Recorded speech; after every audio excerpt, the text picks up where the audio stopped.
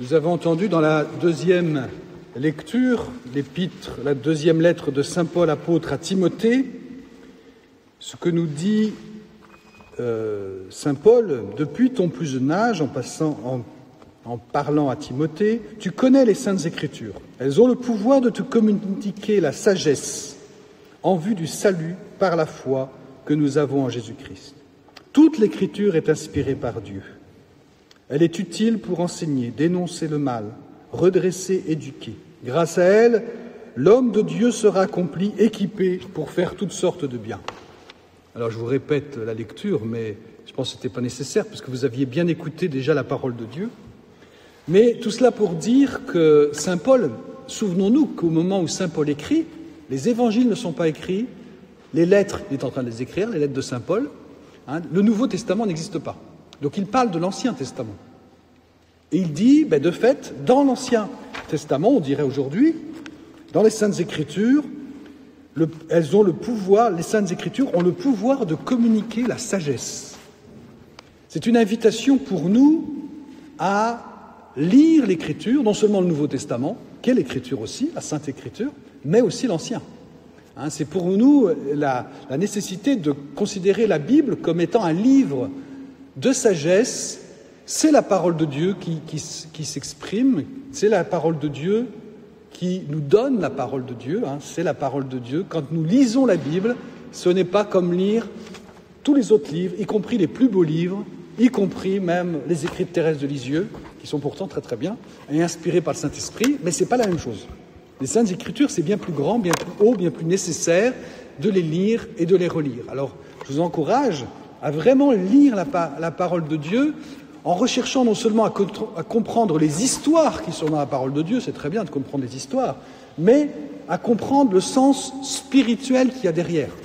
Et nous en avons un bon exemple dans les lectures de cette messe. Jésus parle d'une parabole, donc là on sait que c'est un enseignement, on ne se fait pas d'illusions, on sait que ce n'est pas une histoire vraie. Par contre, vous avez remarqué, le livre de l'Exode, c'est une guerre. Le peuple hébreu contre les Amalécites. Les Amalécites, dans le sens plus spirituel, plus profond, les Amalécites sont vraiment, et régulièrement, ils ont des guerres avec le peuple juif, qui peut expliquer d'ailleurs pourquoi aujourd'hui le peuple juif est aussi dur par rapport à sa terre, par rapport à tout ce qu'il vit. Bon, il ne s'agit pas de faire de la politique, mais c'est vrai que ça permet de comprendre pourquoi il y a des réactions aussi dures quand il s'agit de leur terre. En tout cas, là, dans la Bible, les Amalécites sont le symbole du mal, qui veut écraser la parole de Dieu, qui veut écraser l'œuvre de Dieu. Et donc, le combat dont nous vivons, qui est exprimé dans le livre de l'Exode, exprime un combat spirituel, un combat plus fort, plus profond, qui est le combat du bien contre le mal, de la parole de Dieu, de la présence de Dieu contre la présence du mauvais. Et donc, toute l'histoire qui nous est racontée, qui est historique, moi je ne suis pas exégète, mais voilà, qui est un épisode historique d'une guerre qu'il fallait gagner, eh bien, nous voyons ce phénomène étrange que nous rapporte la parole, c'est qu'il y a ceux qui font la guerre en bas, mais il y a surtout Moïse en haut, qui tient les bras comme ça.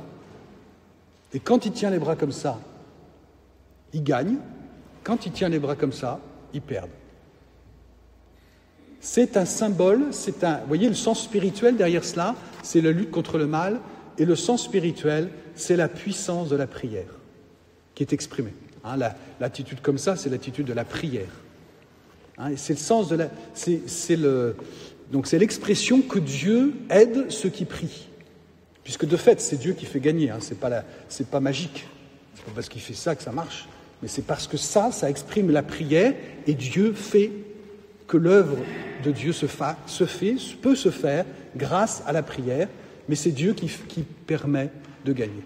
Et dans la parabole de ce jour, eh bien, nous avons la même idée que Jésus nous transmet, lui.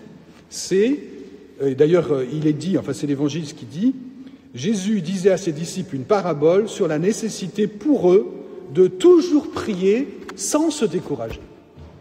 Toujours prier sans se décourager. Et c'est une invitation insistante que la Bible nous relate régulièrement. Dans l'évangile de Luc, Jésus prie souvent, il prie des nuits entières même. Et donc, c'est une invitation, une interpellation à prier. La parole de Dieu, qui est source de sagesse, que je vous disais au début, nous invite à prier, nous demande de prier. Si on ne prie pas, on perd. Si on ne prie pas, eh bien, le Seigneur ne peut pas agir. C'est comme ça. Il a voulu que ce soit ainsi. C'est le mystère de la liberté humaine. Notre liberté, nous pouvons l'utiliser pour le bien ou pour le mal, mais nous pouvons l'utiliser aussi pour prier ou pas prier. Celui qui prie est victorieux, permet à Dieu d'être victorieux. Il est victorieux non seulement pour lui-même, comme dans l'épisode de l'Exode, mais il est victorieux pour l'histoire de l'humanité. Quand on ne prie pas que pour soi. La liturgie de l'Église nous le montre très nettement. À chaque fois, nous, on aura envie de prier pour nos problèmes. À chaque fois, la liturgie de l'Église, elle ouvre le truc, elle dit on prie pour le monde entier, on prie pour que le ciel soit ouvert pour le plus de fidèles possible, etc. On prie toujours pour plus large. On ne prie pas pour nous égoïstement comme si... voilà. Parce que ça, c'est des comportements superstitieux et magiques. Je prie, mais attention, il va falloir que je voie le résultat chez moi. Sinon, je ne suis pas d'accord. Ben non. Plein de saints ne voyaient aucun résultat à leur prière. Moi, je pense en particulier à Thérèse, mais pas uniquement. Plein de saints ont prié sans se décourager, mais pour le salut du monde, pour le bien de l'humanité, pour la paix dans le monde. On faisait allusion à cela au début. Alors, je voudrais vous citer Thérèse de Lisieux. Je me suis dit, je viens ici, il faut quand même que je leur serve un peu de Thérèse, parce que sinon ils vont dire, il oublie Thérèse trop facilement. Alors, je voudrais simplement dire aussi avant, rapidement, parce qu'il ne faut pas que je sois long, mais dire, la prière nécessite le silence. Alors, je pense que vous n'êtes pas trop dans le bruit, mais c'est vrai qu'aujourd'hui, les jeunes générations en particulier sont dans le bruit permanent grâce à la musique, les moyens, moi j'en profite moi-même, on peut mettre de la musique tout le temps. Le silence est une nécessité absolue pour rentrer dans la prière. Le silence peut être angoissant pour certains, mais il faut comprendre pourquoi on angoisse dans le silence, mais en tout cas, il faut rentrer dans la prière, dans le silence. C'est pour ça que nos aïeux, ils priaient beaucoup plus que nous, parce que nos aïeux, ils n'avaient pas la télé, ils n'avaient pas la radio, ils n'avaient pas la musique, ils n'avaient pas tout ça. Quand ils entendaient la musique, c'était à l'église. Quand ils entendaient la musique, c'était au bal, mais ils n'entendaient pas la musique ailleurs. Donc, c'était pas souvent. Si, à l'église toutes les semaines, bien sûr. Mais voilà.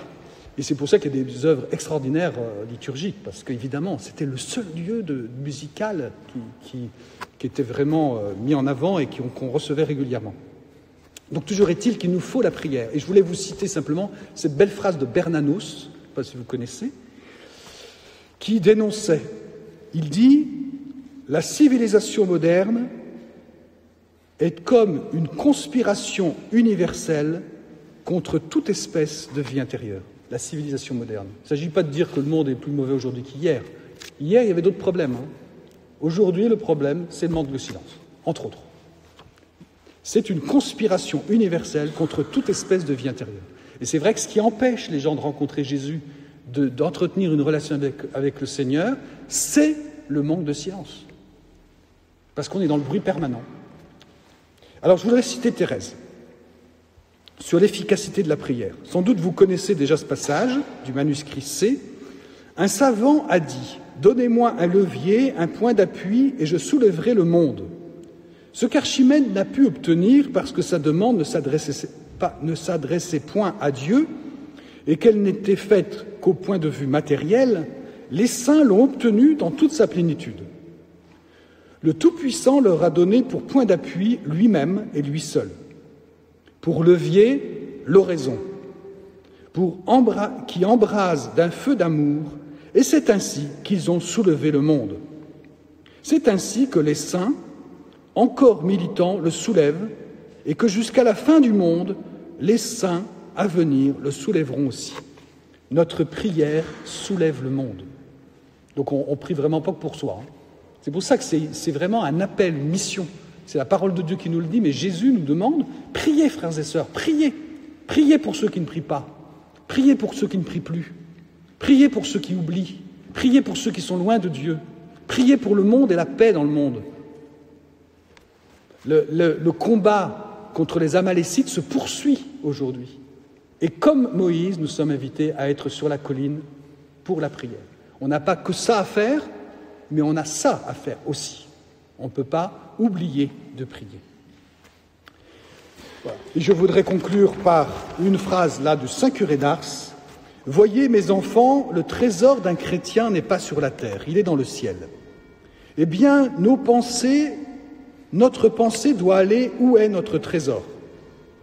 L'homme a une belle fonction, celle de prier et d'aimer. Vous priez, vous aimez, voilà le bonheur sur la terre. Amen.